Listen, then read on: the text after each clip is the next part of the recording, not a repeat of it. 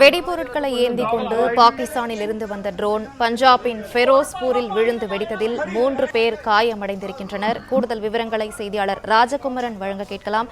ராஜகுமரன், காயமடைந்தவர்களின் நிலை தற்போது என்ன? மருத்துவ சிகிச்சை அளிக்கப்பட்டிருக்கிறதா? என்ன விவரம் சொல்லுங்கள். இந்த தாக்குதல் என்பது கடந்த ஒரு மணி நேரத்திற்கு முன்பாக நடைபெற்றிருக்கின்றது. பாகிஸ்தானினுடைய ட்ரோன்கள் தொடர்ச்சியாக சுட்டு வீழ்த்தப்பட்டு வருகின்றன. இந்த நிலையில் ஃபெரோஸ்பூர் குடியிருப்பு பகுதியிலே விழுந்த ஒரு ட்ரோன் தீப்பற்றி எரிந்ததில் அந்த பகுதியில் வந்த அந்த வாகனம் ஒன்று விபத்தில் சிக்கிக் கொண்டிருக்கின்றது.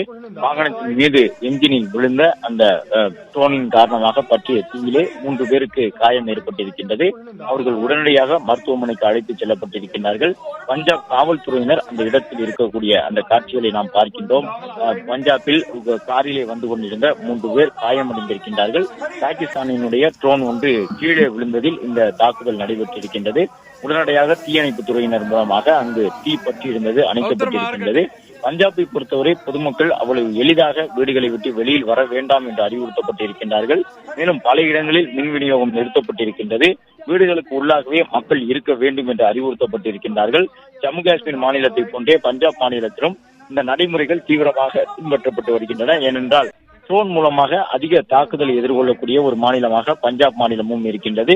பஞ்சாப் மாநிலத்தில் இருக்கக்கூடிய முக்கிய நகரங்களான அமிர்தசரஸ் உள்ளிட்டவற்றை குறிவைத்து பாகிஸ்தான் தொடர்ந்து ட்ரோன்களை அனுப்பி கொண்டிருக்கின்றது. இந்த நிலையில்தான் ஃபெரோஸ்பூர் பகுதியிலே பாகிஸ்தான் வீசிய ட்ரோனில் ஒன்று கீழே விழுந்து அந்த காரில் தீ பற்றியதிலே 3 பேர் காயமடைந்திருக்கின்றார்கள். அவர்களுக்கான மருத்துவ சிகிச்சைகள் தொடர்ந்து வழங்கப்பட்டு வருகின்றன. அதே நேரம் குஜராத் உள்ளிட்ட பகுதிகளிலும் ட்ரோன் மூலமாக தாக்குதல் நடத்துவதற்கான முயற்சியை காட்சி வளைகுடா உள்ளிட்ட இடங்களில் இருந்து காஷ்மீர், லடாக் இருக்கக்கூடிய பகுதிகள் வரை தொடர்ந்து பாகிஸ்தான் மேற்கொண்டு வருகின்றது. பாகிஸ்தான் எடுக்கக்கூடிய அனைத்து நடவடிக்கைகளையும் தடுத்து நிறுத்துவதற்கான முயற்சியிலே இந்தியா ஈடுபட்டு வருகின்றது. இந்த நிலையில் தீக்காயம்பட்டு 3 பேர் மருத்துவமனையில் அனுமதிக்கப்பட்டிருக்கின்றார்கள். பாகிஸ்தான் வீசிய ட்ரோன்களில் ஒன்று கீழே விழுந்ததில் தான் இந்த தீக்காயம் ஏற்பட்டிருப்பதாக தெரிய வந்திருக்கின்றது.